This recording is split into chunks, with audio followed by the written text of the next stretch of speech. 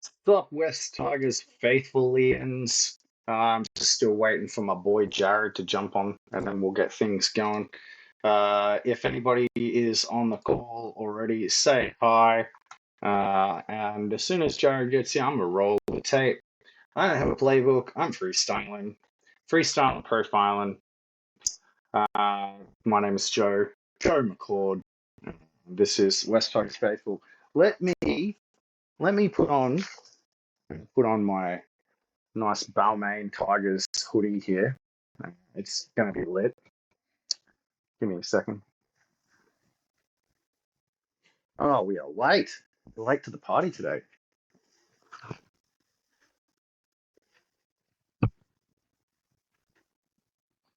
Where are you? Oh. No, we got 8 people. Who's here? Oh, everybody jumping on. What do we got? Naden at 14 rip. Oh, I haven't even checked the team. Yes, it is a big week here in West Tigers land. I don't know where Jared is. I'm going to hit the music and we're going to just start talking crap. Let's go.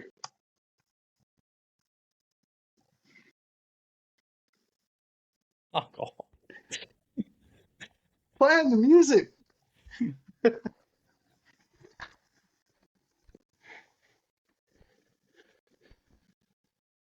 All right. I'm going to play the music now, okay?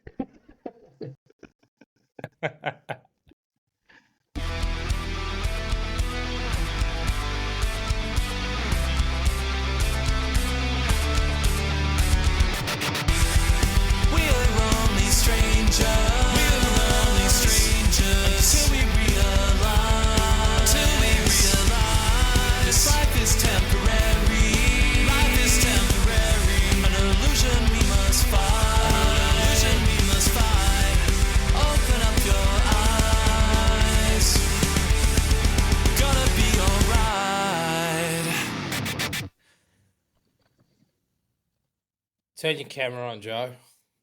West Tigers faithful episode. I think it's 35. Might be 34. I just looked at it, but I've forgotten. Nonetheless, we are here. As you can tell, it was obviously the bye week because by the sounds of things, I've been on the drink the entire week because I've forgotten my lines. Joe McCord, how are you? Yeah, good. Aside from, I've got some medical issues with the pipes downstairs, but aside from that, we're good. Well, that's good to hear. Where did you get that hoodie? Fell off the back of the truck. Yeah, I mean, off the back of the Best and Less truck? No, this is official licensed merchandise, man. Like this is the this is the Balmain Tigers, like, iconic jersey and hoodie form. Freaking sick. Phenomenal. It was just it was like I realized I was going live and I didn't even have a hat on, and like I was like lurching around my bedroom. So as you can see, I'm actually at home, and I couldn't find my hat, but I found my hoodie. So the real reason that I'm wearing this hoodie is because I'm insecure bald man. Right. How was your West Tigers-less week? Look, man, it was pretty good. I, got back to some old hobbies. I've been playing Cyberpunk 2077. What a game! I can't say I've ever played it. Oh, What do you think? man, look, I mean, people might remember when that game came out, it got slammed because it was sort of glitches and buggy and stuff like that. That's probably just because it's such a crazy monumental undertaking. It's such a massive game. And now 5 years on, they fixed it. So it's like one of those, triple A games that kind of sucked at launch, but they've like slowly but surely just kept rolling out patch after patch now. And I waited 5 years to play it. So I've only ever played the best version of it. It's like, it's made by the same company that made The Witcher 3, that game. Ah, yes. And it's set in like the future. And it's a bit like a Grand Theft Auto, except, less about crime and more about like just interesting futuristic shit. Grand Theft Auto of the future. Cool game. It was a very detailed answer for what you got up to this weekend. Respect. Because I've been playing it non-stop, man. Like it's like engrossed my life. So like if have you ever played an RPG so much that like when you put it down, you feel like you're actually in an RPG? Like I'll walk up to like doors and I'll feel like I need to press X to open the door and shit. No. You never? Well, that's what this game does to the brain. It's that immersive. Hello, Imagine. Hello, Jay. Hello, Phil. Good to have you here and everybody else who's listening. Chuck your comments in. Say goodbye to Lachlan Galvin in the comments. All right, Reedie, let's start the show. Right. I've got one question for you, and I guess that'll probably kick off about 45 minutes worth of chat. What does the following statement mean to you? West Tigers have made a decision to not select Lachlan Galvin in any grade. He has also been excused from training commitments this week. Well, it means that probably he's released tomorrow. How does it make you feel? Oh, is that what the question was? Yes, so. It it makes me feel like slightly annoyed, I guess. Like mostly that like it's just another really unusual thing that the West Tigers have to do. Like, what kind of press release is that? Just don't name him. I don't get it. Like, why? Why did the West Tigers are like, the freaking Real Housewives of the NRL, isn't it? Like, that's what our club is. Yeah, it's certainly a soap opera, and one that I am glad is reaching its apex. Nonetheless, look, for me, it's one sentence on a team list. I think everybody knew what was going on, but I think it was more the club just saying, "Okay, all right, he's alive, but He's a lot. he's asleep in his Oran Park home until he signs with Canterbury." Mate, Yeah, Lord knows what that means, Adrian. I don't understand why they just wouldn't name him. What are they? It must have something to do with the bullying allegations or something, right? Like, I think it's probably more to do with the fact, mate, that he's been put in cotton wool because both parties want this transfer to happen. yeah, but why make a press release announcement? It wasn't a press release. It was stuck on the back of the Team List Tuesday article. Oh, okay. It was just a statement. There was nothing more than that. It's weird. It was just simply oh, where's Lachlan? Well, we'll tell you where he is. Everybody else knows it, but nonetheless, and here it is. Look, I know that you have more thoughts than me. Oh, what a shitty team list. I, I know that What is that shit? I know that you will want to say a few things about the LG situation. So if you want to tee off, feel free, and I'll let everybody know that we are in fact currently live casting on all our social medias. Yeah, sorry, I just got like overwhelmed with like, what the fuck is that team list? Like, are you serious? Charlie Murray is named on the extended bench.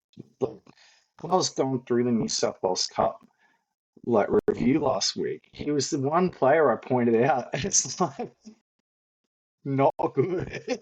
And they put him on the extended bench. What are they doing? That guy can't run through freaking tissue paper, man. He's like so. Oh man. Right. Anyway, Brent Naden at 14 again too. Oh, and none of the injured players have come back. None of them. Oh man. Bye week and we couldn't get one more player back on the field. Heath Mason at 6. Oh. Anyway, Lachlan Galvin. Look, my opinion on Lachlan Galvin is that this whole thing, as always with the West Tigers, got massively blown out of proportions. It's like a young dude who, like, quite simply played this whole thing embarrassingly. I don't really think the West Tigers did anything wrong the whole time. Uh, I feel like, I mean, maybe like a few little like strategic miscalculations in terms of the way that they were if the goal was to try to keep him, maybe you could argue they made a few strategic miscalculations, but like only because him and his team put us in such a ridiculous situation. He's been asking for a release since before he even debuted. The first time they asked for a release was like before round 1, 2024. Like, what are we doing here? Like, I think if I could actually cast, like, obviously I rate the kid and I've been raving on about him since midway through 2023. Like, I was calling for his debut in round 1 back in mid 2023. So I think the kid's got talent. When Phil Gould came out and said he was the best young player he's ever seen, I agreed. Um, I've backed up on that claim now because of how he's been playing lately. But you know, who knows? Maybe he just goes to the Bulldogs and kills it. All the power to him from that perspective. I'm just glad it's over.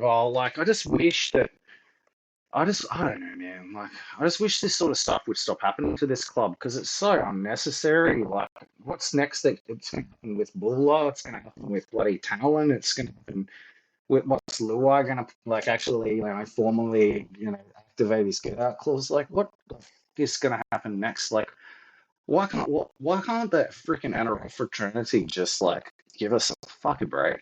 Like, seriously, that's what it feels like. I'm just at the point now. It's just like. It's just crap, man. Like the only people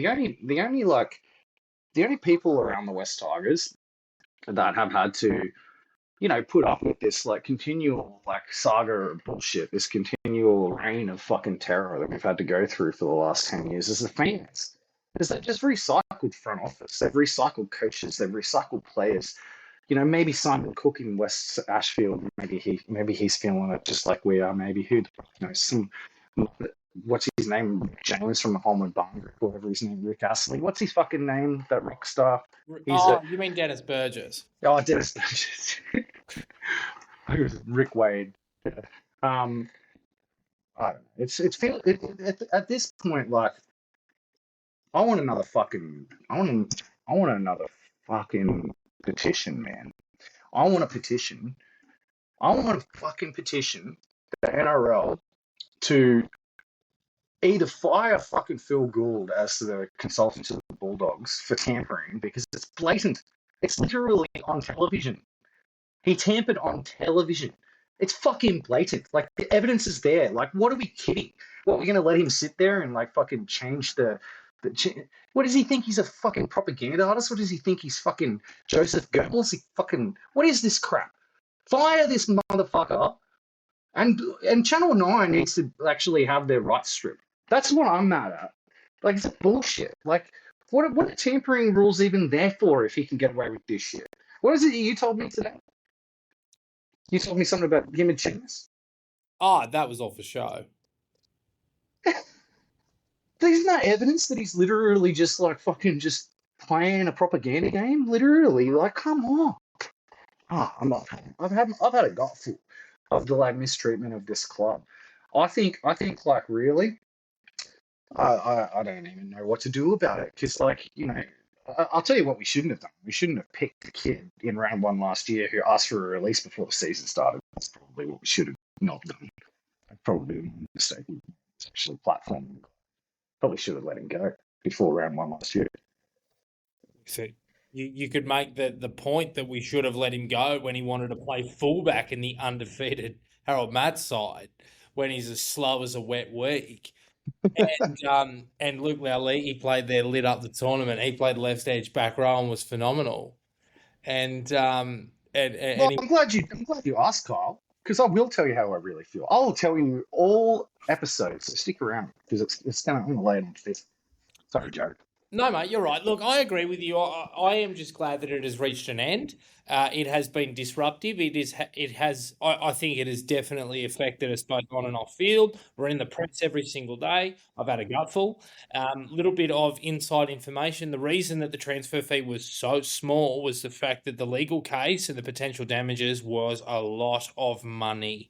The club basically worked that out, and Moses said, "Hey, you actually owe us a little bit of cash here, so you better pull that transfer fee down."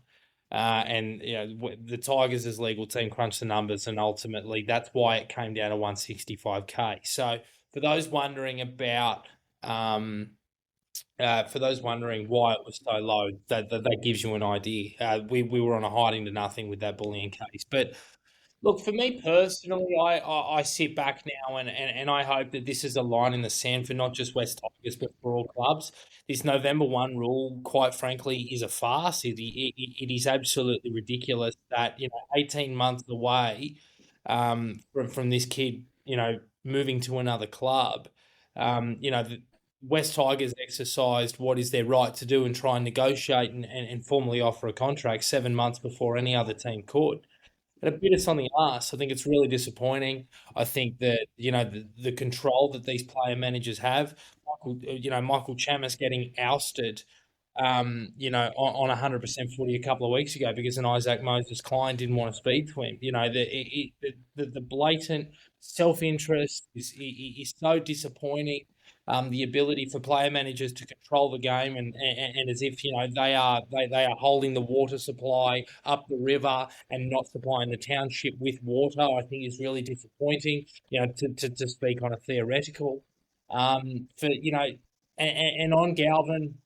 I understand why we offered him the house. I understand why we were willing to bend our salary cap out of shape on two halves players, because I see the vision, but nonetheless, he's gone now, and the disruption or the distraction that he had on the playing group is now gone. I don't necessarily wish him well, but I'm keen to see the back of him, and the quicker that can happen, the quicker that we can move on and we can start talking about what our roster looks like next year. You've heard a few times now that Latu Fainu, has been reported by Michael Chamis to be anointed as the next halves partner and Jerome Luai's long-term halves partner. But I wouldn't be surprised if you see us, move about in the market for what exactly. I'm not too sure, but we're going to see in due course. Mac? I didn't hear anything you just said because I don't even know how, but this insurance music started playing again. It was blaring in my ears, man. I didn't get a second of that. I don't know, man. It's like it wasn't on my end either. It's like I checked, but like anyway, whatever. Um, uh, I'm not going to ask you to repeat yourself. I Maybe was just the last sentence. I think it's mainly just what we do now in terms of moving on from a roster point of view, Right. on the field, off the field, all those sorts of things. Yeah, move on. I think we've already probably unpacked a little bit of that over the last little while. Heath Mason getting named as six is, I guess, like they tried Dewey there and he wasn't very good, so they're probably like, well, we're not just going to roll Dewey out again. That's just going to be terrible. See how Heath goes there, just because Latu's just a week away or something. Have Heath there as a stopgap. Was probably the week to play Appy at seven, Luai six, Talon nine, Tristan Hope on the bench. If anything, it's probably how I would have done it this week. Not Mason at six, but whatever. Um, Interested to see how he goes. I know you're kind of quietly expecting him to be all right, so I can see if he kind of just keeps his game simple and tries to run a lot. The Cowboys aren't, they're not. It's not like they're a defensive juggernaut of a side, and you rightly point out that you know on his side of the field is John Bateman, so it's it's not like he's going to be up for much. Look, I mean, I know everybody wants to hear. I don't know why. Do you think that our particular listeners want to hear us talk about Lachlan Galvin anymore? I don't know. I don't even know if they do. Listeners, say in the comments. Do you want us to just keep waffling on about Lachlan Galvin, or do you want us to shut the fuck up about Lachlan Galvin? Well, I guess my question to you is in terms of how we moved on, and you've mentioned on the field, but in terms of off it, we've sniffed around Cherry Evans, we've sniffed around Adam Reynolds. It seems as if with both of them that neither of them are a chance. There was a rumor that came out in Sports Confidential from the Telegraph last week about around the fact that we're after Jonah Glover, the young halfback from the Dragons, who's doing good things in their New South Wales Cup side. I'm getting a lot of people sort of on X and in other places talking about Toby Sexton. I personally wouldn't go there, but I understand why people are sort of saying that. I guess from your point of view, are you running with Latu as your guy? Like what comes next? Latu. Yeah. Um. Sorry. Latu is a good six. So, like, bring it on. As soon as he's healthy, on a seam, I hope he can play 80. I feel like as long as he can play 80, he's gonna kill it because he's right at that point where he should be starting to really play first grade now. You know what I mean? Like last year, maybe a little bit too early for him. Even though he had some good signs, in the limited minutes that he's played this year, been some really good signs. So I'm very excited to see Latu Finu. I think he'll kill it. Honestly, I honestly do. It's just as long as he can stay healthy, man. Like he is, the generational talent of his like group. You know what I mean? Like he was the kid. He was the best kid in his age group, probably in the age group above and below him too, to be honest. Like he was that kid, and we've got him. We've just not been able to really put him on the field enough. You know what I mean? Some of the things we've already seen him do in first grade, like who the hell puts Alex Seafarth over on touch, for fuck's sake? Well, he made Seafarth look like a 700-gram player, so what's he going to make Paul look like on that right edge, So I certainly get that. In terms of roster management and roster planning, I think that Adam Dewey can really only be seen as a backup half or a left centre. Andrew says ultimate ASMR episode. Yeah, God, I don't know what is going on with your microphone, but I am getting all kinds of different descriptive sounds. Just because of this, I'm using the headphone mic, and it's like I've never used it before, and these are really, really good headphones. Anywho, I'll try to fix it. Let me fix it.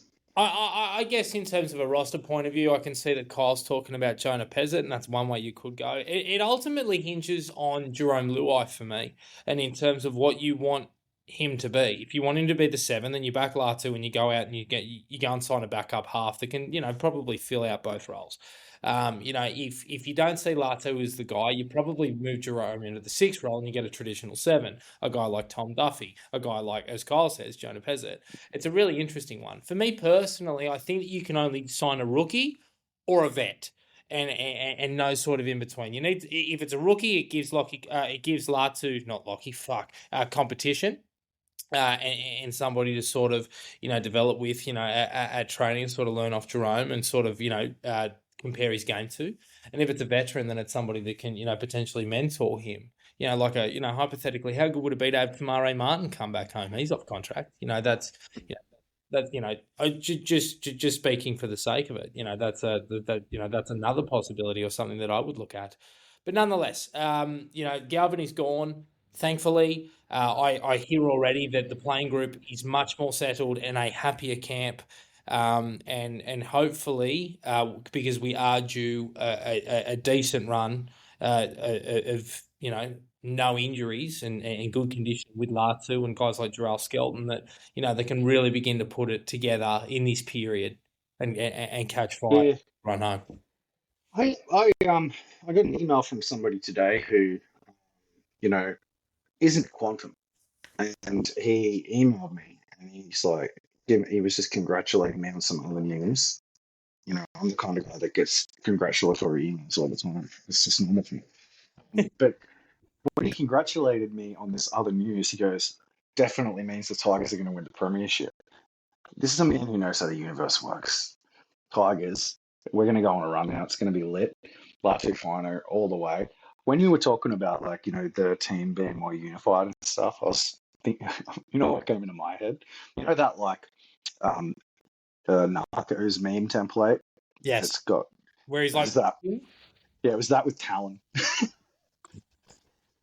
Yeah. Just like at training, just kicking rocks and shit. Ready to go, ready to be next out the door. Look, on your subject of signings and that, I do think we absolutely need to bring in a good half. The real point of difference we need, in my opinion, is a genuine 7. West Tigers have not had a genuine 7 in a very, very long time. We tried to manufacture 7s, dating all the way back to Matthew Head. Matthew Head was probably the last genuine 7 that we actually had at the club. We tried to play Blake Austin at a 7. He was a 6. We tried to play Robert Louis as a 7. He was a 6. We tried to play Josh Reynolds. He was a 6. Luke Brooks. Everyone that we've ever tried to bloody play. Can we just have a halfback, please? Can you just give us a halfback, please? There's plenty of them off contract. Plenty of genuine halfbacks off contract. I just want to see, we've got a good spine. We've got one of the best hookers in the game. We've got a guy that's been called by a lot of people the best 5'8" in the game playing a halfback. And then we've got Jerome Buller, who's having a freakish season. Let's just put a bloody game managing 7 in there with them and see how they go. That's not Latu Finu, granted. Could he become one? Yeah, there's precedent. There's precedent. Jerome Hughes became a good 7. Aforementioned Robert Louis for the period of time that he was actually on the field and not causing himself grief. He turned into an okay serviceable 7. So there's certainly been precedent for it. A guy like that I've mentioned to you that I kind of think we should have a look at is Sean O'Sullivan. I think he's been around a lot of clubs, which I think is good because I feel like it means that he's not the sort of player who kind of he's not like a club elitist. You just go to a club and you'll just turn up and be the same guy he was at every other club. I don't think he'd kick rocks about being at West Tigers. He'd just come in, get the job done. You've heard through the grapevine that he's got a good footy mind. He can play 6, he can play 7, he can kick field goals. He's actually got a field goal in the NRL, unlike our current 7. So that's a guy I think would be a good signing. I know you have a lot of doubt that Jaden Sullivan will return to the club. Look, I get that. I really do. I think you're probably right. I don't think that he probably will return to the club because it's a bit weird. But I probably welcome him back. This is me, in form. I think I've already got him on the books. It'd be easier than trying to go there and negotiate. To just be like, what, he's developed. He spent a year under Wayne Bennett. He's he doesn't cause problems. He's leaner, fitter. Why not play him? As an option outside of Luai. It can't be worse than Galvin on form, right? And we've been doing that. He's a bit of an overpay, as you've pointed out to me in private. But that's the sense you don't want to have a 600K backup in the books. But when Latu Fine is very much not the finished product and can't stay on the field, is Jaden Sullivan really the backup if he comes back? And Latu Fine is probably more of the backup, right? Anyway, we've got options. There's options there. I still wouldn't rule out Adam Reynolds. I know that coming out in the media and announcing that he actually had an approach from us is usually a pretty bad sign. And I know he wants to stay in Brisbane, but if Brisbane don't want him, he's not going to retire, I don't think. It'd be like a bit of a repeat of that Sean Johnson saga, when he first left the Warriors. He didn't want to leave the Warriors. He didn't want to retire. So he ended up in a club that never thought he was going to get, that they were going to get him. That could easily repeat itself. Yeah, it could. It'll be really interesting to see what transpires in the next few weeks. And, who they recruit will probably give you an idea of what they've got in mind for Jerome Luai and the half pairing moving forward. Again, I thought that the Glover rumour was pretty timely. I thought that meant that the Bud probably won't be around. We're just going to have to wait and see. Time will tell. And, whether or not they sign a rook or a vet or whatever it may be is, I'm not exactly sure. But nonetheless, the club will. No one player is bigger than the club. We've been through this before. I'm thankful that we have stronger leadership, and they're obviously firmly behind the coach, and the playing group is too. So on we trot. Another contractual decision. Uppy and Talon reports earlier last week that Talon De Silva will go to market pending Uppy's Coruscant's contract extension, which seems like a formality. It's just in terms of how long it's for. Where's your head at with all that? I think that it's ridiculous. Talon De Silva has not proven that he is somebody who should be able to throw his weight around and get a club to move off of somebody as good as Appy Coruscant. It's an absolute absurd proposition. The minute that I received that, if I'm Shane Richardson, I'm literally just being like, I'm not even going to extend you, bro. Not after the saga that we've just gone through with Lachlan Galvin. As if you would deal with that crap again. You want us to get off of our captain, who literally was the only player that showed up in the game that we lost 2 weeks ago, that is still that good. You want us to move off him. What have you proven, child? Fuck off. No. What a ridiculous proposition. See, there's the door. We've got another kid coming through behind him, Jared Hayward, who's just as good of a developmental talent anyway. By talent. That's how I feel about it. I tend to agree. Probably not as aggressively, but I do agree. Well, you live down in Cambo, so you're not allowed to say fuck off to things to people who are Oh, in your neck of the I woods. saw Talon's family in a leagues club the other day. So yes, I need to be mindful of these things because we hang around in similar haunts. I'm up in Brisbane. And Johnny De Silva is one tough nut. He's a small man, but he punches well above his weight. Well, Johnny, let me give you a word of advice. Tell your son to be respectful to the club that gave him his debut and to be respectful to his captain, because making a call like this is extremely disrespectful. And there's probably, honestly, I mean, could you read into the fact that he's been dropped since making that request? No, I don't. I don't know. I mean, Why not? we kind of agreed that he needed minutes. Marshall said Yeah, as well, he's much. out again. Yes, but is a 70-minute blowout, a single 70-minute blowout in New South Wales Cup enough? You watched the game. You saw it in depth. Did you think he did enough to warrant a recall? Look, Brent Aiden at 14, you're shuffling deck chairs on the Titanic. But nonetheless, like, if you really want to see a response from Tal, did you get it?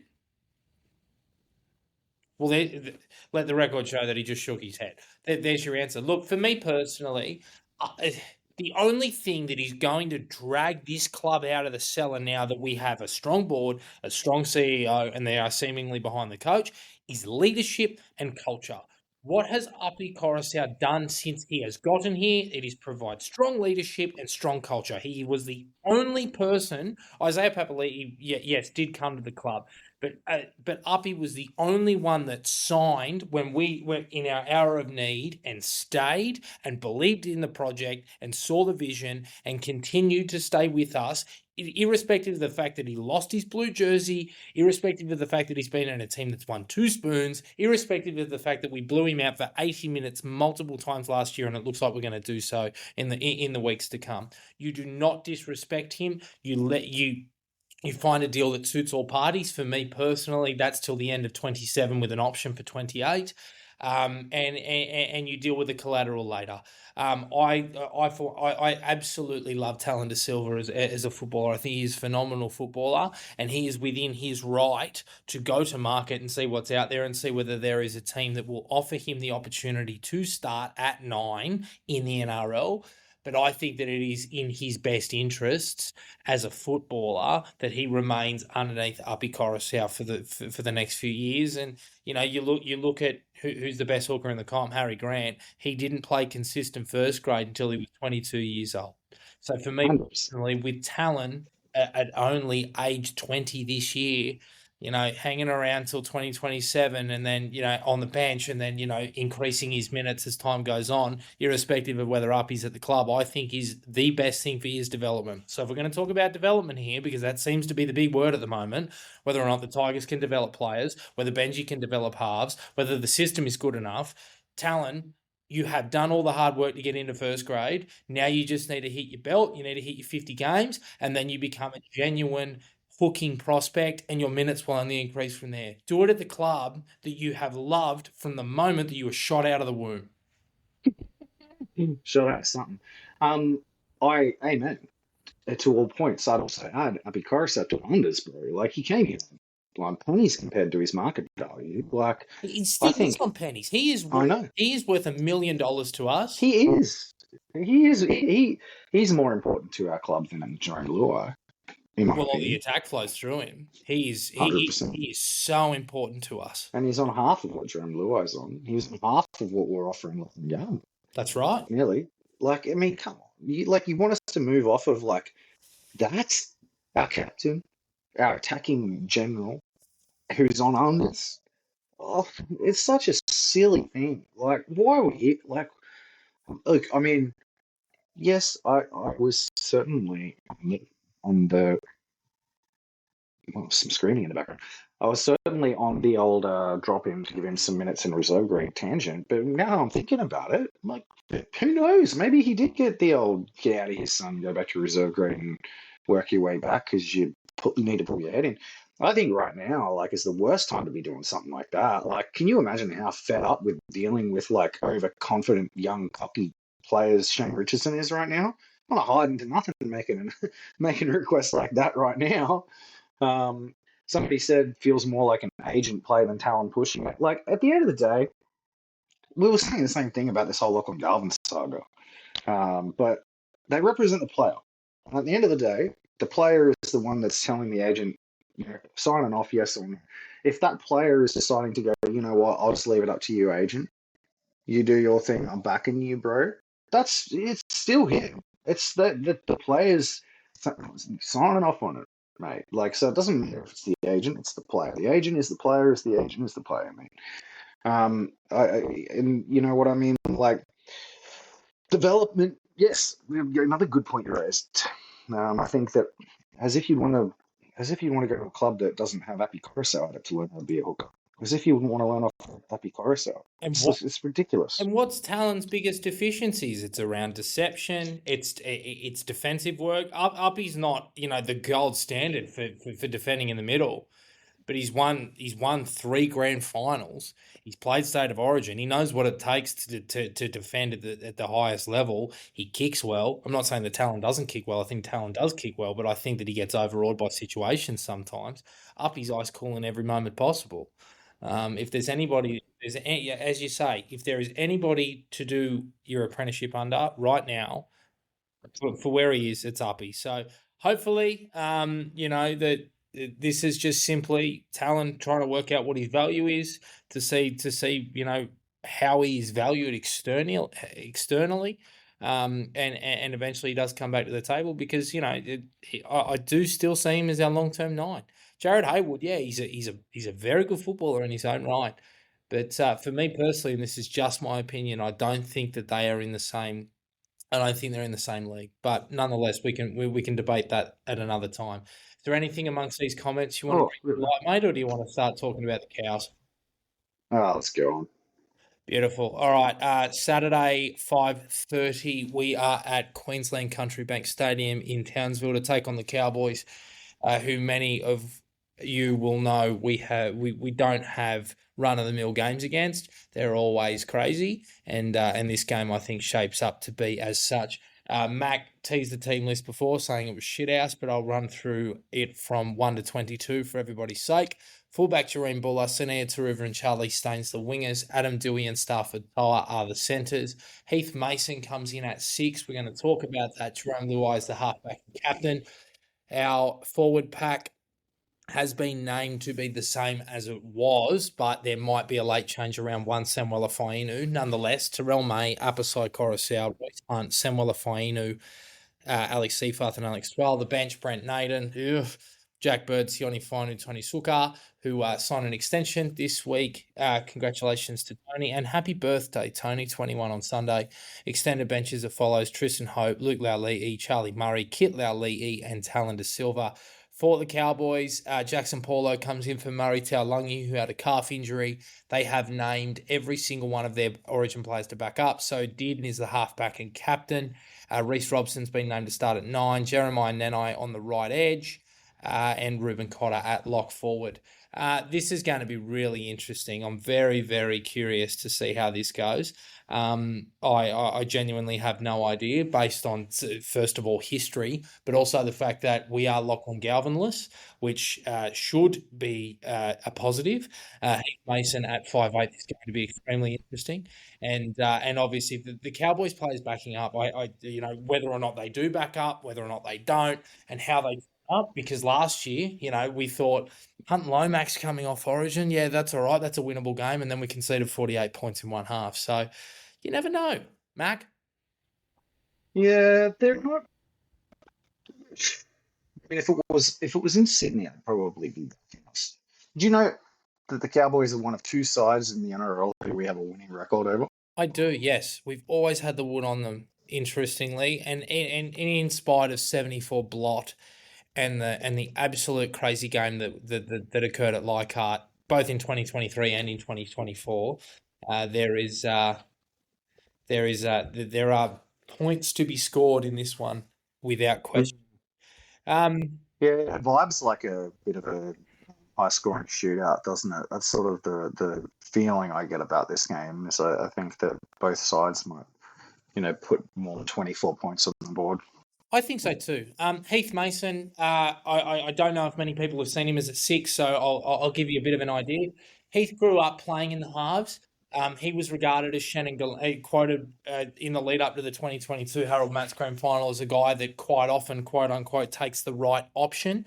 For me personally, it is his best position. I understand why the club has wanted to develop him as a fullback. I think they made concessions to the Lachlan Galvin camp in their first year of SG ball.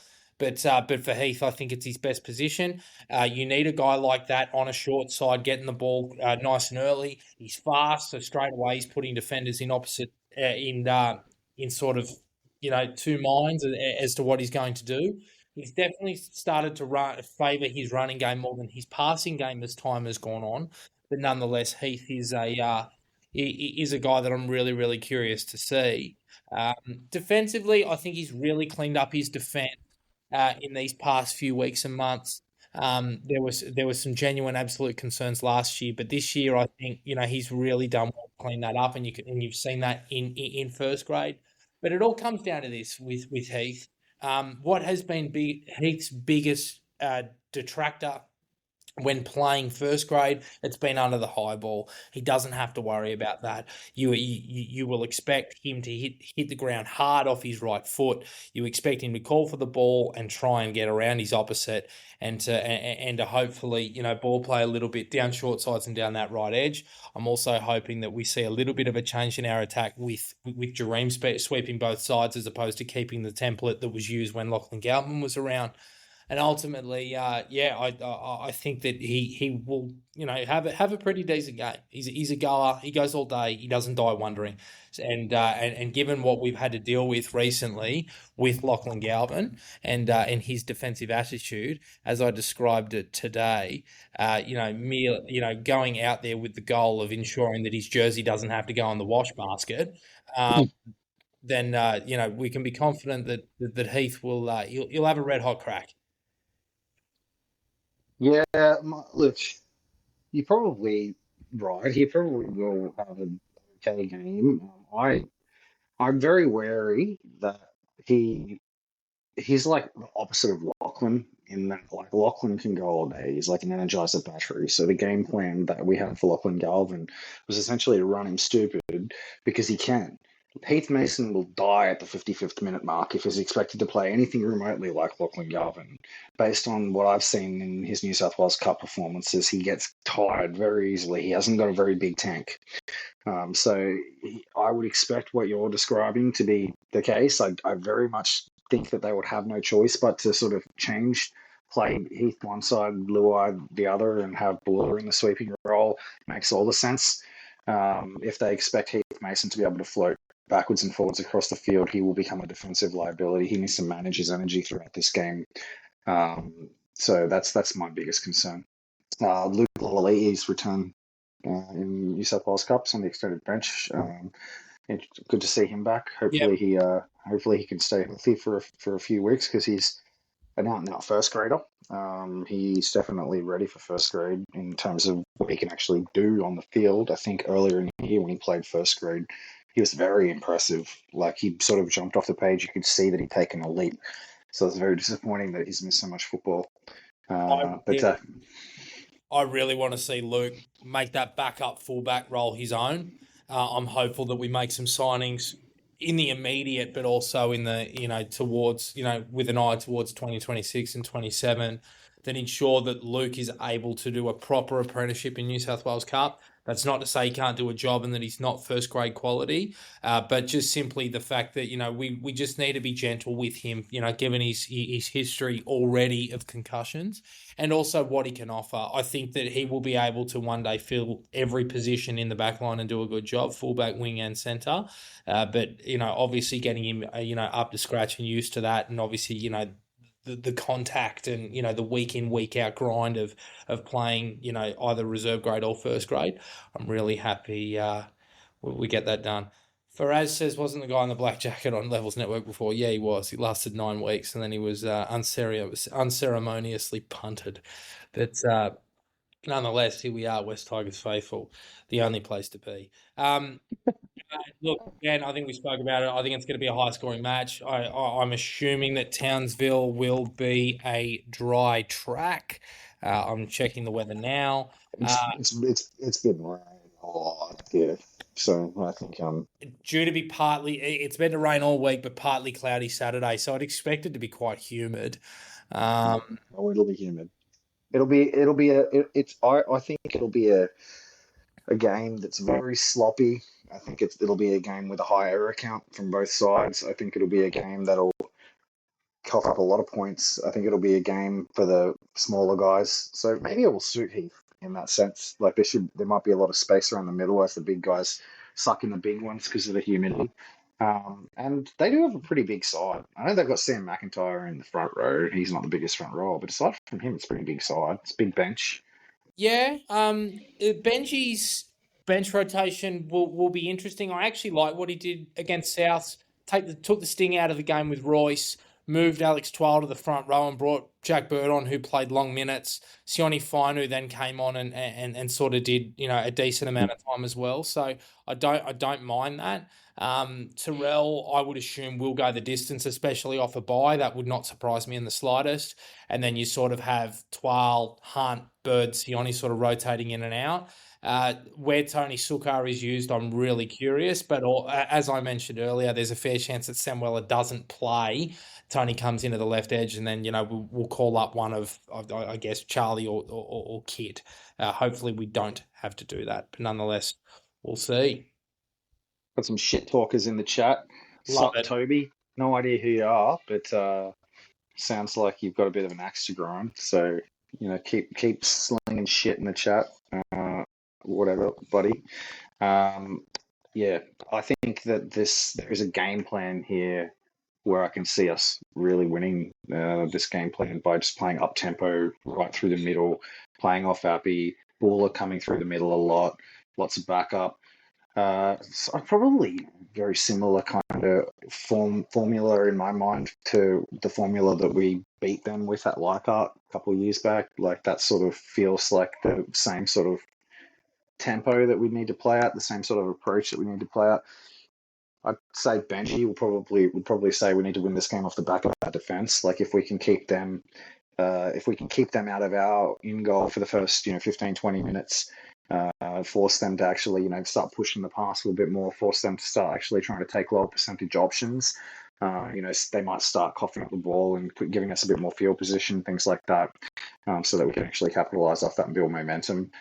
So I think that'll be, and to be honest, like I think that they'll probably have a pretty similar game plan too. I think that the two sides sort of match up strength to strength, weakness for weakness a little bit.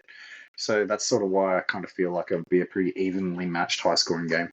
Yeah, I'm pretty much there with you. If I was going to tip, I'll tip the Tigers this week. I don't say it with any sort of assuredness, but I think that it'll be something ridiculous. I can see like a 40-32. Yeah. I can see some some pretty poor defensive decisions made by both teams. I can see some crazy tries scored off kicks in second phase play. Ultimately, I think that with coming off the bye, two straight losses for us, I think it's the opportunity to draw a line in our season, and I can see that. I can see that paying dividends for us. Again, 40-32 to the Tigers. I'm not confident. Like I said, I'm probably more confident in Sydney. Like when we go up to Townsville. I know that in the past we've had a couple of surprise wins up there, but of late it's been a terrible place to go for the club.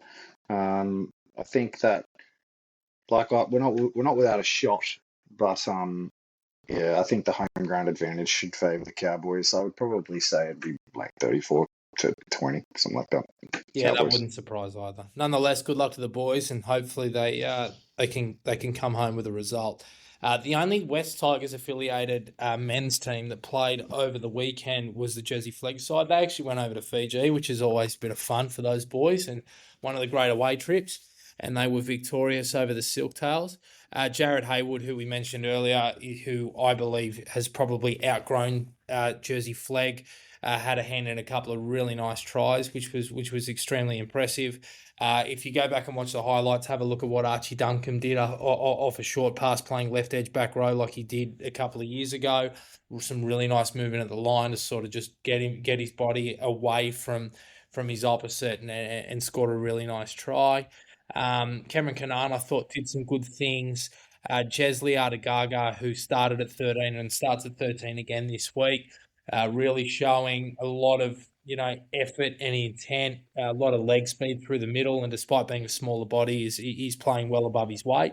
And Salsa Kuru, who unfortunately had to play in the centres because one of the Tautua boys went off, had a pretty good game. But I'm really, really excited to see what he does this week, hopefully with an extended period in the back row.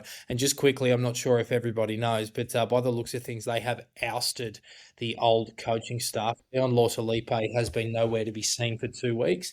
I did believe that at the time it might have been something as simple as a passport issue getting into Fiji, but now that we're obviously playing in Cronulla this weekend, it's fair to say that he has left his post permanently, or he might have been pushed. But nonetheless, good win for those boys. They play the first placed Cronulla Sharks this week.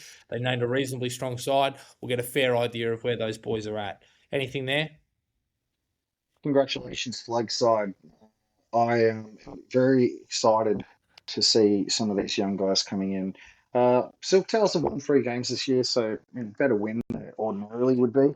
They've been winless the last couple of seasons, so or like one win type team. So they're actually going pretty good. So always feels like beating up a third world team, though, doesn't it? Yes. It's never something you really feel good about. Like it'd be good if the Silvertails started, actually winning games down there. So I digress. We're going to do some Q&A soon. So if you've got some questions, I know there's already a few people who've asked some questions, even just interesting comments, ideas. Put them in the comments and I'll throw them up to Jared. Jared, I just have a question for you. How do you feel about Taylor May showing up on Matty John's show with a bum bag? Oh, Terrell. Terrell, man. Yeah. I find it genuinely hilarious. I think that he is unapologetically himself, but I'm also not too sure he possesses the IQ points to have the tact to even think twice about something like that, which I actually respect because I would have been overthinking it to no end what I was going to wear that night. He is who he is. I love that about him. He is, some people love him for it. Some people absolutely despise him for it. But Terrell's going to be Terrell, and he obviously feels confident in himself, and that's probably a credit to the culture of the Tigers. So it's What do you think he had in it? a shank for sure. A shank. Yeah. Oh well, bro, he's from Tregear. He's got to have that thang on him. But what else? I reckon Terrell being the gamer he is, I reckon he had an old Nintendo 3DS in there. And I reckon he probably had a pack of his dad's rollies. What do you reckon he had in there? I reckon he had his mobile vlogging kit. I reckon he was backstage interviewing everybody, and I reckon he was sort of hoping he'd be able to whip it out in front of the Matty John show audience and do some vlogging. I reckon that there's a fair chance that that's his vlog this week, given the fella is typically starved for ideas on what he does. So, All right, let's hit the Q&A. Let's start with this beautiful question here from Toby. Do you not think Jerome will have the game of his life, considering he was dropped from New South Wales? I think that he will certainly respond in these next few weeks. I think the bye has provided an opportunity to reflect, and quite frankly, there were absolutely issues with Lachlan Galvin. So whether or not that was proving to be a distraction, I guess we'll see. I've been predicting that Jerome is going to catch fire at some point. Honestly, I've been wrong up to this point. I thought against South he was pretty poor. The first half against the Dragons was wonderful and really showed what he can do, but there was a very, very small sample size. I'm hopeful that he really starts to come out and own games and own scorelines. I don't think that that's too far away, but in terms of whether or not we're going to get an instant response this week, because simply, for all sorts of factors, Heath Mason off the bye, Oh no. all those different sorts of things. I'm not exactly sure. You got anything there, Mac? Lost you for a second, but I look, I kind of don't. I just don't know if we're ever going to see that from him. To be honest, man. Like when I really think about Jerome Luai's performances at Penrith, like he was. Like I can't remember any real like games where it was like Jerome Luai was the like game winner at the end. Like I can't like I'm sure there must have been a few, but like I can't remember any times where like Jerome Luai took the ball, won them the game, or they won a game and it was like Jerome Luai. I'd like to see how many man of the match awards he's ever won. What his like career daily M performances like. Like I feel like that you get the best out of Jerome Luai by pairing him with like a steady hand kind of guy who is also a playmaker. Yeah, I am genuinely concerned that Jerome Luai might just be not up to being like the dominant playmaker. But we've discussed that ad nauseum. Here's another question: what do you think about Taylor May being cited at South COE Heffron Park today?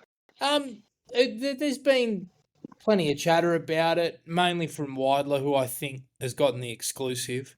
It's not entirely a surprise. I'm not sure that the Tigers are moving forward with it. I haven't really heard anything from any of my sources that we're truly in for him. I heard that Richardson basically said to his manager after sitting down with him before he went to his mental health clinic and whatnot that, at that point they were concerned for his welfare. I think that the Tigers will always be in with a chance right up until the day that he drives over to Maroubra to sign that contract. It's just whether or not they deem it the right signing. Yes, of course, on field it's a no brainer. I think Adam is showing signs of fatigue at left centre, but obviously off the field is extremely important, and character is a big part of recruitment these days for any rugby league club. I'm not entirely sure, to be honest, what we do there. And if the Tigers continue to sit on their hands, then they've obviously made their decision. Um, that's all I really have to say. Yeah, I don't. Yeah, I wouldn't mind Stone. Don't really want him at the club. Legend says I expect Naden is insurance in case Mason stinks it up. Uh, he also says left and right side halves, baller on both sides of the way to go. Paul Langmack, one for the oldies. Paul Langmack's going to be at Campbelltown Leagues Club on June 6th. Get down to Campbelltown Leagues Club and buy that man a half and half. For those who don't know what Yeah, half and half is, he's the half two anti-one. is new, He half two was is old. he was West via Canterbury. Ah, okay. Next question. Sorry, that was Scott. Thank you very much, Scott, for letting us know about the Paul Langmack meet and greet. Next question is on Heath Mason's kicking game. Kicking game. Not a long kicking specialist. Luke Kepi did the majority of the kicking in those Harold Matthews and SG ball sides, and then after that, he sort of just morphed into a fullback and was developed as such. A good little short kicking game. You've seen it a few times. He's forced a couple of dropouts. That's pretty much where I'd expect him to chime in. I would very much anticipate that Uppy and Jerome do much of the kicking on the weekend. Is the chat at first meeting? Is the chat about Renault coming real or just media bullshit? Personally, think Romy is growing as a 7, will be a gun 7 in 12 to 18 months. He's doing well. I agree with you. I do think that he'll get there. Obviously, there's been some growing pains for all sorts of reasons, but I think he'll get there. Reynolds, I think we sniffed around. I think it was more just checking all options and seeing what was available and then determining a direction. They did the exact same thing with Daly Cherry Evans. Nonetheless, I think that he wants to stay in Brisbane. Pete Bedell released an article at the back end of last week indicating that the Broncos were going to offer him a 1-year extension. I think that'll be enough for him to stay up in the River City. I don't think he necessarily cares about money. I think it's more just staying up there and, hopefully, well, not for our sake, but for Reynolds' sake, in his mind that, they can win a comp, even though I think they're a world away. It's definitely real. I'll say that. Like Adam Reynolds himself has come out and confirmed that the Tigers showed interest in him. So it's not media BS. It's for once. I would take him in a heartbeat. Uh, maybe injury kicks on, maybe. Reynolds is already the finished product. Give me the finished product, please. Give me the finished product at 7, and finished product at 6, please. I would take that with open arms today, and I would exchange that for any potential development of Jerome Luai as a 7 any day of the week. Hazamat asks, are we still heading in the right direction? The last few weeks feels more like the old Tigers. Old Tigers are back. Are we in the pit of despair, Jared? No, I don't think so. I understand it's, quite bleak at the minute and the club's been rather quiet, but God, people were anticipating a Galvin Latu Finu dilemma years ago. At one point, it was sort of like, well, what are we going to do, and how are we going to maneuver around this? And then we signed Jerome Luai, and it got to a critical point. I think it can be really, really hard to get down in the weeds and not see the wood for the trees.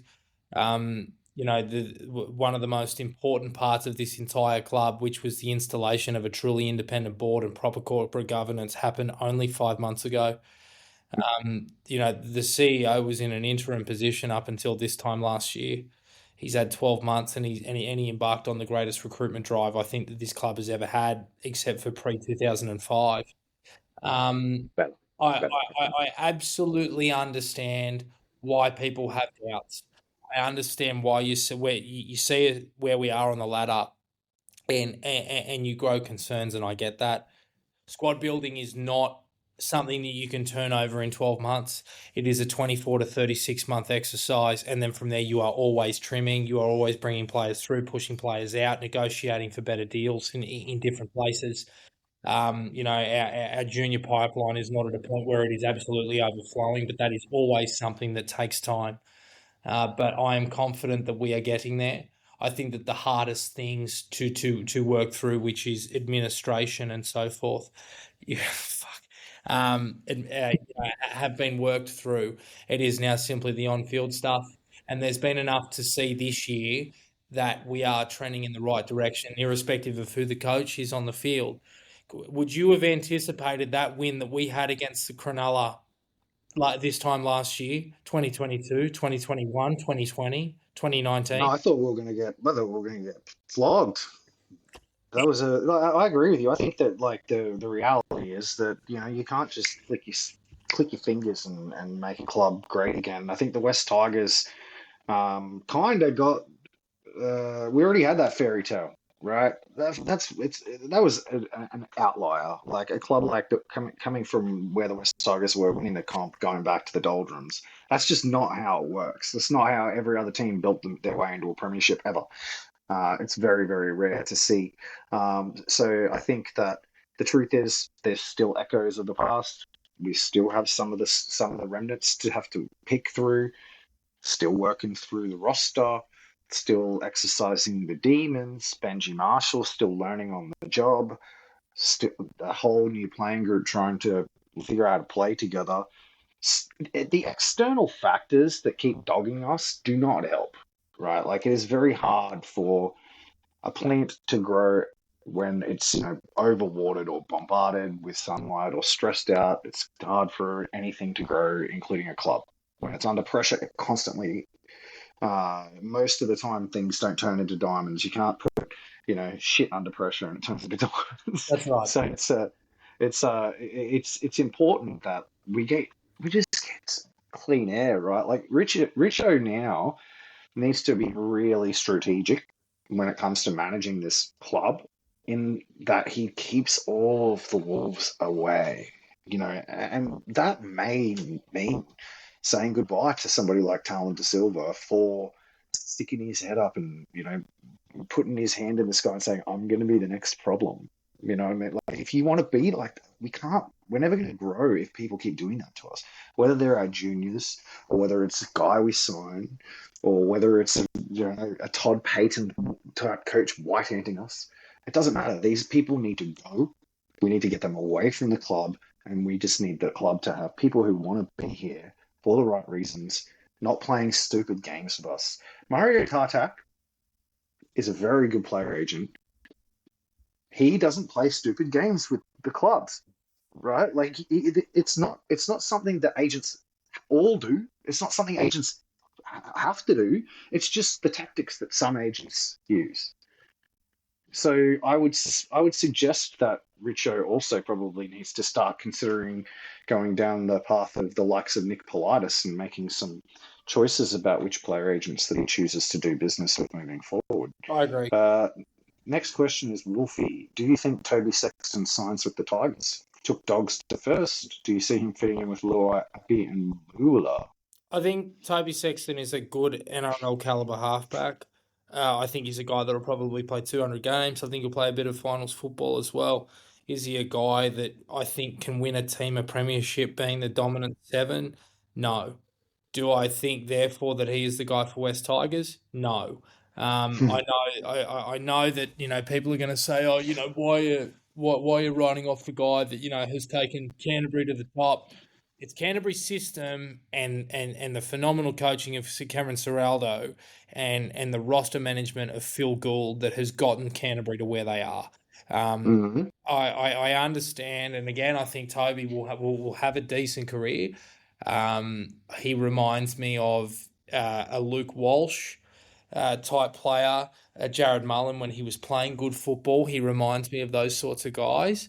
But is he a guy that I would sign? No. Why would you block Latu Fanu's pathway for a guy like that? I just wouldn't do it. Again, if it was Reynolds or Cherry Evans, I get it. It makes sense. It's short term. You develop Latu as your seven, and then those boys walk off into the sunset. Hopefully, with a ring or having lifted the Proven. But Toby Sexton, no, I wouldn't go there. I understand where you're coming from, and I see why you'd make all of those points, but I would sign him. I would say to you that the way you described justifying him at the Dogs, it's Seraldo's system, it's the Bulldogs' system, it's Seraldo as a coach, it's the other players. You could use all those same arguments to judge Jerome Luai at Penrith. In fact, it sounded like you were describing Jerome Luai at Penrith all the way down to mentioning Cameron Seraldo. So, like, I think that, and to be honest, that's probably an argument against both of them, not necessarily Toby Sexton or Jerome Luai, but my gut feel, it's more gut feel with Toby Sexton because I agree with you, like on the eye test and on the what he's put on the field. Devil's advocate a little bit, like having a go at you there on Luai, but I do agree that he doesn't strike me as that much of an upgrade on Jerome Luai as a seven. Right, but can you play him at seven, move Jerome Luai to six, and get more value than Latu Finu six, Jerome Luai seven? Maybe. At least Toby Sexton's a genuine halfback, and I am definitely on the side of having a genuine halfback, and I'm also on the side of playing our franchise player in his position that he made his name on. I think we have to do that. But on top of that, I have a feeling that Toby Sexton at his next club is going to take a developmental leap. I think that he's 58 games in his first grade career and 24 years old. This is not a halfback that's quite done developing. He's played 24 games at one club, 34 at another. He's been around the Bulldogs on their path to greatness, so he's seen how it works. Now he's starting to get to the point where you might actually look to him more as a leader type player in the team than a rookie. And he has been up until now a developmental project. So now, even though it's a risk, because I could be wrong, like it'd be a risk to sign him because it's kind of just taking a leap of faith. I feel like now is when you would sign somebody like Toby Sexton and see him become a different type of Toby Sexton, especially if he came here. Because if he came here to the club that lost the player that's basically pushed him out of the Bulldogs, then you get the chip on the shoulder to top it off. Right. So like I can see I'm a yes on signing him. I'm not a yes on signing him on big money. And maybe he will demand big money because he's coming out of the Bulldogs camp. Maybe he'll get 600-700K. Lord knows there are players that are on overs. Like it's definitely a thing that we see all time and time again. Some of the salaries some of these players that are on blows my mind. And if there is a team in the market like the Titans who are willing to throw 800K at Toby Sexton or something like that, no, I'm not competing for Toby Sexton in that sense. 550 to go into a battle with Latu Finu, I don't hate it personally. I know you're of the view that that's too much for a backup, but I don't view Latu Finu as a proper locked-in commodity. So it would make sense to me to bring in somebody that's almost kind of like got just an equal shot of taking that jersey and making them compete in the preseason for that spot. So that's my opinion on it. Moving on, Clayton says, and that's your dad, I think. Yes. He says, I think Toby is Lockie's burner account. Toby, how do you plea to that? Toby also points out that Jerome Luai's very first grade game, he was man of the match. So thank you very much, Toby. Well done, Toby. Great memory. He was phenomenal that night. He was also wearing the 7 on his back, and he was wearing the 7. That was the first and last time he ever played a good game at halfback. Oh, are you kidding? Did you watch NRL last year? I'm just teasing. I'm still Jerome. I'm still Team Jerome. I understand. You are. We know. I'm still there. Still there. I understand the Reynolds and the DCE questions because Richardson wants to win now. That's him pushing it. But Jerome is the guy that helps you win every single day. Go on. Should we sign Kai Pearce-Paul? He's a much better player than his form suggests at Newcastle. He's not being utilised properly. He was light years ahead of Matty Nicholson in Super League. That might as well have been written by you. You feel I am so glad you woke up and decided to tune in this morning. You beautiful bastard. I couldn't agree more. He's also playing considerably overweight. He's being used as a tackle bot. I think that if Latu Finu can make Alex Seafarth look like a $700,000 back rower, imagine what he can do for Kai Pearce-Paul. No further questions on that. Yeah, big agree, to be honest. I think Kai Pearce-Paul is a genuine back rower. I think he's a genuine point of difference to anyone else that we have. I think he's got great size. He's got great physicality. He's got high defensive. What's the word? He's got high tackle efficiency. He's right-sided. That's definitely a weaker side. No, I'm a big fan of signing Kai Pearce-Paul. I think we will sign Kai Pearce-Paul. I think we'll sign Kai Pearce-Paul. I think I don't think Newcastle are in the ballpark. I don't think they will be. And I have not really heard of any other clubs really showing anywhere near as much interest in him as we have been. I think he's as good as signed, sealed, delivered to Concord, to be honest. I think it's done. But yeah, we'll see. Yes. Andrew says, do we upset about not playing his preferred permission? Yes. The rumor going around is that he is what's he again? He's upset that he's being portrayed as... I think I saw that on dogcocks.com. All right. What if Mason carves up the salty Crocs? Does he become a serious consideration? Not ever lie to. Chance for 14. If he absolutely tears it up, yeah, he might play off the bench.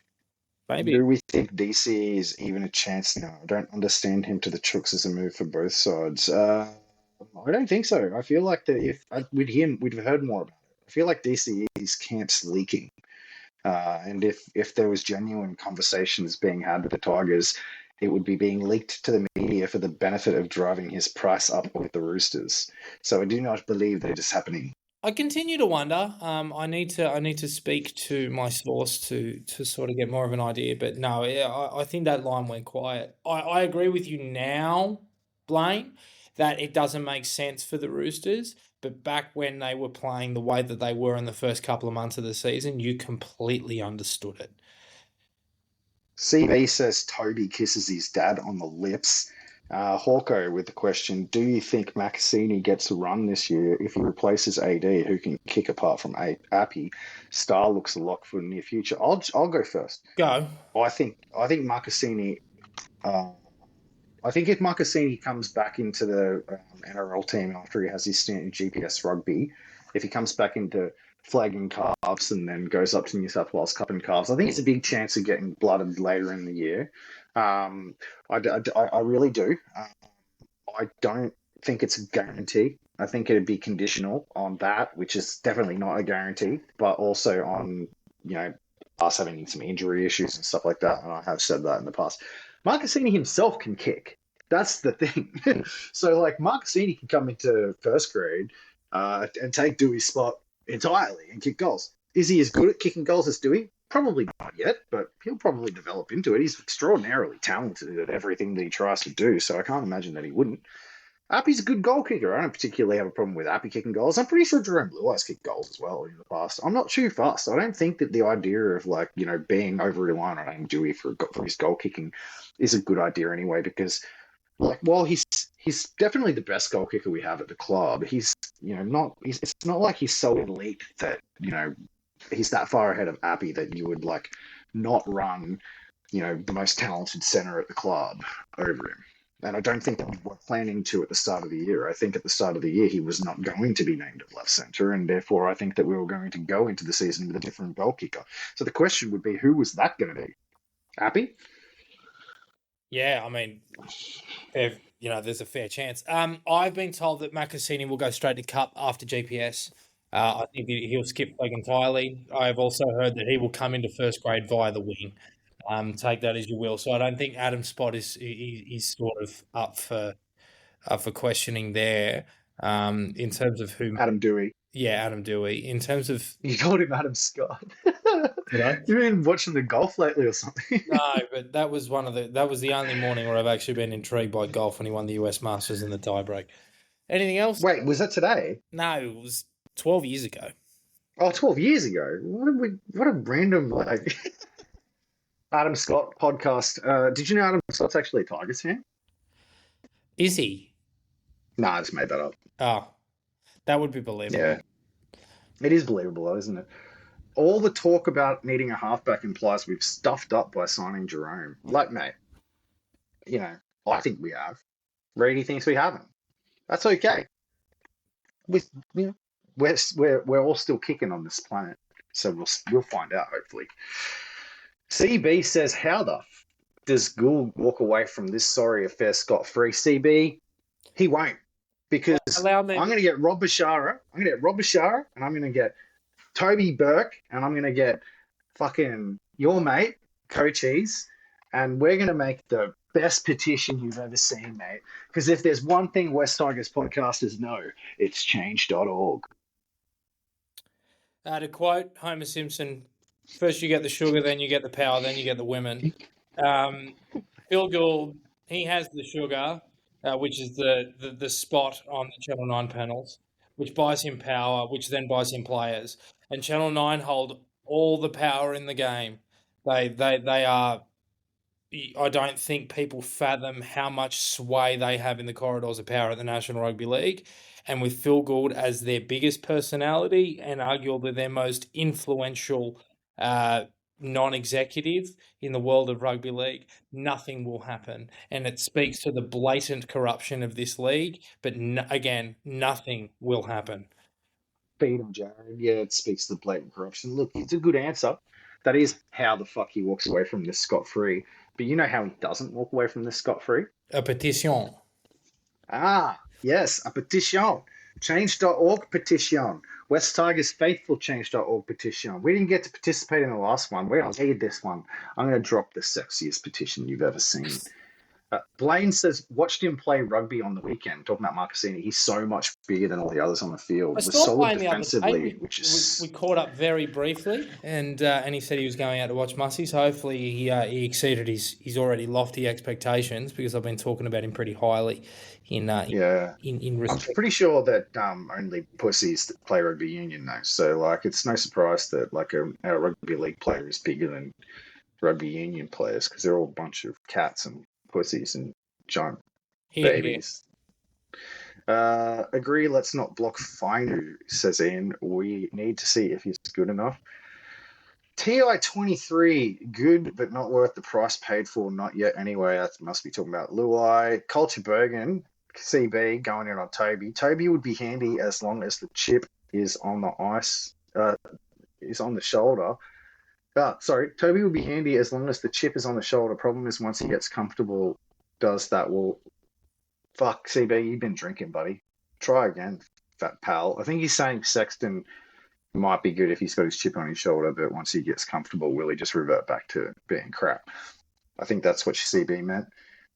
Look, CB, I don't think so. I don't think that Toby Sexton is the sort of player, and this isn't about him being him personally. I think it's actually more about 24-year-old halfbacks with 58 games in the NRL. I don't think that they actually ever really regress past this point. They either stay what they are or they get better. So I think that Toby Sexton that we've seen now at the Bulldogs is what you would see at the West Tigers at minimum. I think that with a chip on his shoulder, that sort of development that you might get from actually like, having a little bit extra motivation, when you're kind of as experienced as a guy like Toby Sexton is, what that actually does for you is it proves stuff to yourself. Right. So like if you get that extra bit of motivation, jump out on the field and start doing things you've not done before, you don't actually suddenly go back from that because it's kind of like new patterning new behaviors to your own self model. That's sort of how it works. So I don't think that Toby Sexton's sort of a player that if that happened, you would see regression from him. I don't think anyone at that point in their career is. It sort of only happens to rookies because they actually find other things in the day-to-day grind, training, off-field distractions and stuff like that. That is what causes the regression. And by the time that you're a 24-year-old with 58 games of first grade playing for the team coming first and stuff like that, all that stuff's kind of already gone. So I feel like that Toby Sexton would be fine. His floor would be what he is now. That's my opinion. Toby, he's a dog supporter. Did you know this about Toby? Up until a few weeks back, they could have been leading the comp. They lost 3 games by 2 or less, 6 points right there. This is the quote. I think he's talking about us, is he? He is talking about us, so he's obviously in reference to the Para game and the Newcastle and the Warriors game, and obviously the Newcastle. Or is he talking about the Cowboys? No, he's talking. I don't know, but I'm assuming. I'm going to assume he's talking about us. Yeah, it is the fight. It is. I saw a stat. Random stats guy came up with this. The underdog has won 44% of the time this year. It is a genuine coin flip. Imagine who is Joel's asks, do we see Sam Fino changing sides when Latu takes the reins? No. I think that they won't blow up defensive combos, and I think that Samuel just quietly is very much liking playing outside Jerome Luai. Even if it hasn't worked yet, I think he absolutely adores Jerome Luai. Yep, and shout out to Joel's, true friend of the podcast.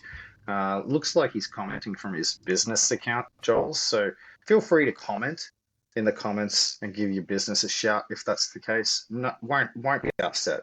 Free marketing here for a friend of the potty. I agree with Jared.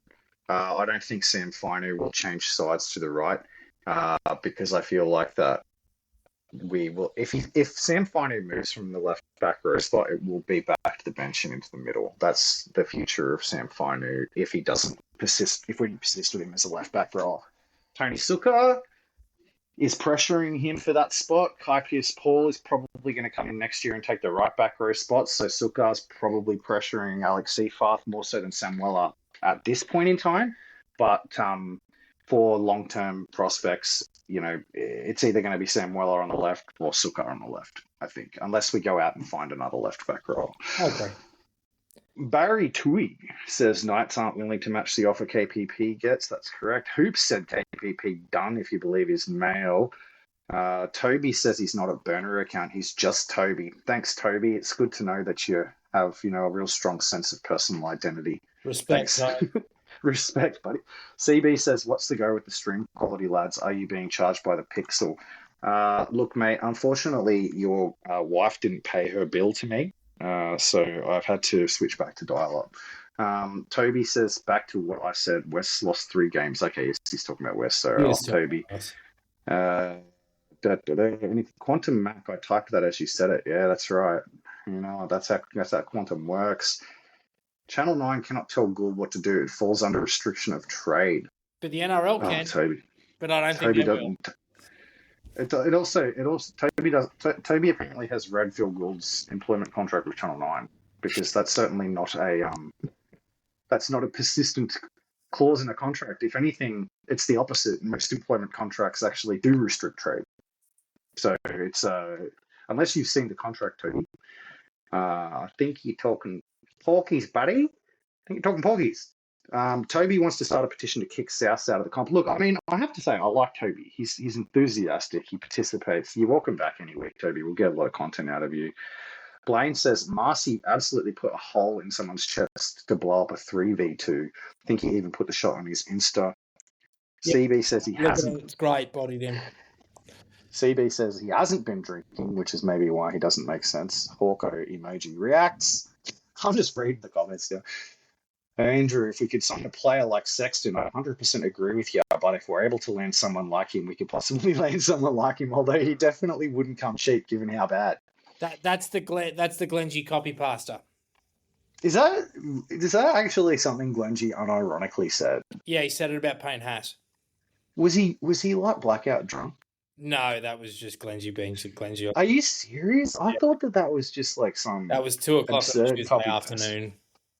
Glengie at the factory. Quick shit break. Yeah. If we could sign a player like Haas, I'd 100% agree with you. But if we're able to land someone like him, we could possibly land someone like him, although he definitely wouldn't come cheap given how bad we've been. Although the media would get wind of it first and release it out there, making it harder to land him. I can see the point. It's a valid point. People want some context. A friend of ours don't give it to them. Don't give it to with words sometimes. Many syntax errors. Nonetheless, it's just dumb shit. Glengie does more than struggle with words.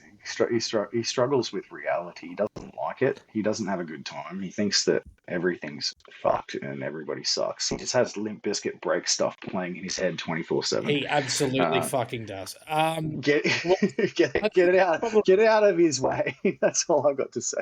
I think it's time to wrap things up. What do you reckon? Any inside word on if the boys are fired up, fucked off, and ready to make a point? I hear that it is a much happier camp since Lachlan has been told to stay away from training until his release is finalised. The bye was an opportunity to refresh. I think there was a few players playing busted, but in terms of what mood they're in, we're going to find out on Saturday night. And to finish it off, we'll go to our good friend Toby, who is actually posting from his personal account, so he's just been doxxed. Toby Argal says, fuck boys, Chad Townsend won a comp. As Cartman says, and there he is right there for some quantum love. If you follow your dreams, you can do anything. If you follow your dreams, you can do anything, Jared. That includes one day maybe being the host of NRL 360. Wouldn't that be something? West Tigers Faithful, episode 35, I think it is. Good luck. Good luck to everybody this weekend. We're only strangers.